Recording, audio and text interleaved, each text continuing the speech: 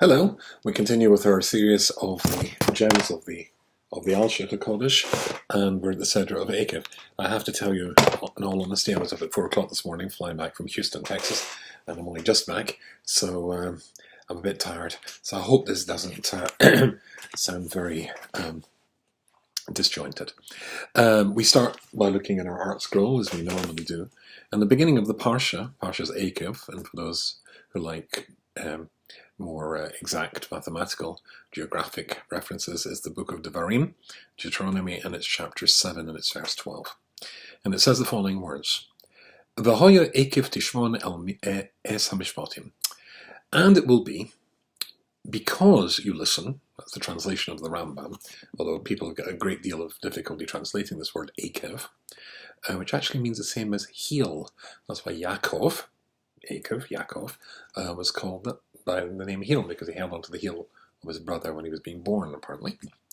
V'hoya Eikev tishmon, and it will be, or because you listened, es mishpatim, to the mishpatim, these judgments, the Torah's judgments, ha'ele, these judgments, ushamartim v'asisim, and you guarded them and you did them. V'shomer Hashem elkecha l'cha esa bris ve'esa chesed, and Hashem will keep His covenant and the kindness Hashem yishbadal v'sech, which He promised to your fathers. And then it continues to tell the Jewish people all sorts of wonderful rewards that will be apparently available to them in the land of Israel. Bumper harvests, tons of wine, tons of oil, tons of wheat, etc., because they did this. Now here the Alshich says something which is, the truth of the matter is, it's because I'm tired, but there's a lot here from the Alshich to say, but it's only one gem. Trust me, there's a whole treasure house, which in our short, because these are meant to be short, in our short video together on Friday, we can't access the entire treasure trove. But I want to read to you something the Alshich says here, because I think it's crucial. And maybe as an introduction, I should tell you two things. I received it was a Facebook message this morning, or it appeared in the Facebook of one of my ex-students, whom I'm extremely fond of. And he was talking about the whole nasty process of a man withholding a get from a woman. And he said, this is ridiculous. And can't we come up with some sort of system where this is not the sort of situation that people end up in? And I pointed out to him that he's, with respect, but he's missing a point. In the same way as a man might, and certainly should be reprimanded in the strongest possible terms if he does, but if it's justified, if the Beis Din has said that he should give the bill of divorce to his wife and he refuses, then he should be reprimanded and punished in the most, in a very severe way. But what's missing there is that the woman might refuse to accept the get from the husband. The same way as he can refuse to give the get, forcing her to remain tied to him, she can force to accept the get, forcing him to remain tied to her. Now, and incidentally, that is the position. I know there's something called a Heter Mea Rabbonim, where you've got 100 rabbis to sign that the guy cannot divorce the wife, but he can take a second wife. So there's a way around it. But he remains tied to that wife forever. She doesn't have that option. And certainly the position of the Beis Din, Batitin plural, the rabbinic course, is to try and force the man, if they rule that he should get the get in whatever way they can. In Israel, they simply phone the police and the guy gets put in jail. But my friend was very angry with this, and he said this law, if I remember, he says it was archaic, and I wrote back and said, no, it's halachic. There's a difference. And I remember, hold that thought. And I remember another one of my university students who got very angry in one of my shiurim, not with me, for a change. And he said at the end of benching, when we say the words, Nar ha'yisi begamza kanti v'lora isi tzadik nezav azaram avakesh lachem. I was young, and I've become old. It's words of King David. I've never seen a tzaddik forsaken and his children begging for bread. And he said, I can't say that. I don't say that. Didn't we see precisely that in the Holocaust? Tzaddikim forsaken and their children begging for bread in the ghettos and the concentration camps, those who survived for a short time before they were killed. So I don't say that. I said it's an excellent question. However, let me look into this. I don't have an instant answer. And of course, not having an answer is an invitation to find out the answer, an invitation which he did not even look to accept. He just dismissed the possibility of there being an answer. The answer is actually quite simple. If you look again at the Alshich on Tehillim, then when King David says those words, what he says just before that is a very interesting thing, because you've got to see something in context.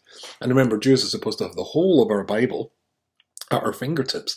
So saying, I was young and I became old, and I've never seen a tzaddik forsaking his children begging for bread, quoting the words of King David, would evoke to somebody who knows the entire book of Psalms off by heart exactly the context. And just before that, King David says, it's the way of a tzaddik, a saintly person, to lend a person money who needs a loan, and if the person can't repay the loan, the tzaddik, the saint, turns the loan into a gift. Then straight after that he says, Nara Isi Gamzakati, I was young, I became old, and I've never seen a tzaddik forsaken his children begging for bread. In the context, King David is saying nothing less controversial than, I've never seen a tzaddik become poor because he gave charity, or he went beyond the letter of the law and turned a loan into a gift. That's what he's saying. Not that King David is not saying that he doesn't know about the concept of tzaddik suffering. King David was a tzaddik, and he suffered. When your own son tries to kill you, you know about this. I mean, elsewhere in the Psalms he writes about, quoted by Shar B'tochen of the Chavos Levavos, the injustice that he sees in the world and how much it upset him. He was aware of this concept. Anybody of faith is aware of that concept. But there's a difference between looking for an answer. You've got a question and looking for an answer, and not looking in the first place. In one of my shiurim, I often say, I can present evidence to open minds. I can't present evidence to open minds. Which sounds a bit strange. I'll do that again. I can present evidence to open minds. I cannot present evidence to open minds. It really depends rather what I mean by the word open, how I'm using it, either as an adjective or as a verb. I can present evidence to adjective open minds. If somebody's got an open mind, then fine, I've got an answer. I can't present evidence to open minds, verb, because the person doesn't want to listen. So in both cases, there's an answer to this, but the answer here, or to the first case, the friend who was outraged by the get situation, perhaps not knowing that women, as it were, can hold out and not accept a get, is that there's more to this. But you have to look and see. You have to have an open mind, otherwise no answer is going to go in. Okay, this is what the Alshich says here. So again, let's just remind ourselves, because I did go off tangentially.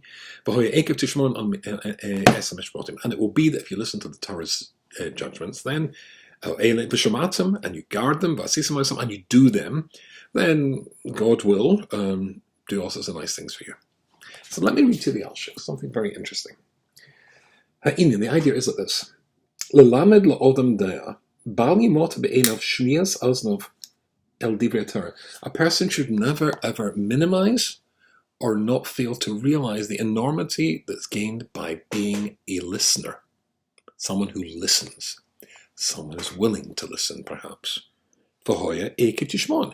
Because you are a listener, the Alshich says, Ki Eikev tishmon, because you are a listener, es mitzvahs Hashem, to the mitzvahs of God's in the Torah, Baskar mitzvahs shmiya, because the reward of listening, simply for listening, having an open mind, the reward for that is tiskov.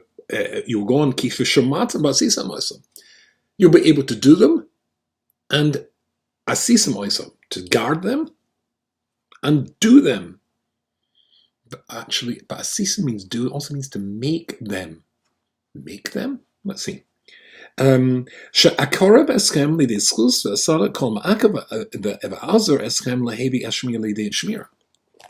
God says, because you're willing to listen, I will help you, and I'll remove any impediment that might stop you turning your willingness to listen and turning that listening into action. Anything that might stop you, I will stand in the way of that. I'll remove that barrier. You'll be able to do it because you're a listener, because you had an open mind.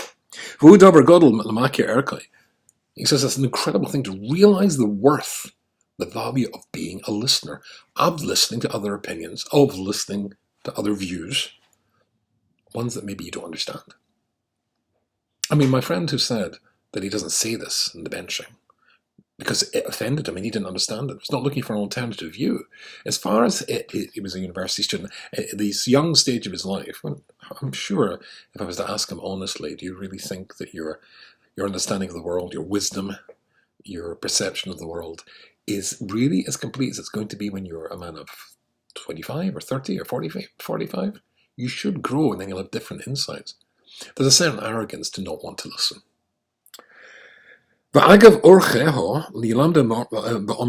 And when it's on the subject here, the Torah says, let's pay attention to the Hebrew, as the Alshich always does. Because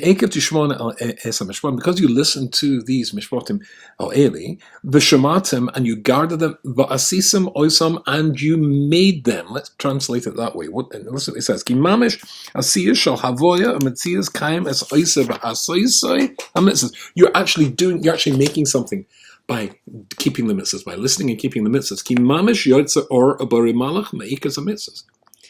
Because when a person does a mitzvah, before we do a mitzvah, we normally make a blessing, and the blessing says, Asher kiddishanu b'mitzvah. So if you make me holy by doing a mitzvah, but you've made yourself holy by being willing to listen to do the mitzvah. But then there's another something comes up here, a Kabbalistic idea. When you do a mitzvah, not only are you making yourself, you're creating in yourself holiness, you're creating an angel.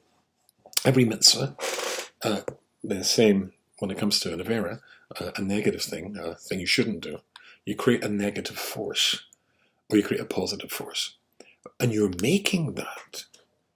Now, can you see an angel? Do you know you made an angel? Did you see some sign saying, wow, there's a new spiritual creation, which is a child of yours? No, you don't. You see, the Torah is not, and this is a mistake of my friend, I think, who was upset about the get situation, and of course you should be upset with the get situation. It's just that don't make the mistake of the other arrogant young man of saying, I can't figure this out. Judaism is not just a legal system. It's, it's awful, but a divine legal system. It's a spiritual legal system. A lot of the mitzvahs, a lot of the things that we do, have ramifications and repercussions in worlds, in dimensions which we're unaware of. By doing a mitzvah, you could well be creating, you are creating other things, other elements in the whole of the universe. So here the Alshich is saying something very, very important. By being willing to listen, that could lead you to other insights and other aha moments when you see something differently. We don't have time to go into this in great depth. I'm sorry, because it's only a little gem. But that's a gem of a thought. It might just be that by being a listening person, a listener, a willing to listen person, you'll hear things, you'll see things that you would never have thought of yourself, and you'll expand yourself intellectually, you'll expand yourself spiritually, you'll make yourself kodesh, asher kiddishanu b'mitzvah, and you'll also create other spiritual creations, angels, that can affect other parts of the universe, dimensions that you might be totally unaware of, touch other lives. As a consequence, the fact that you are the sort of Jew who is willing to say, don't get it, but I'm willing to listen to find out. Wish you a very good Shabbos.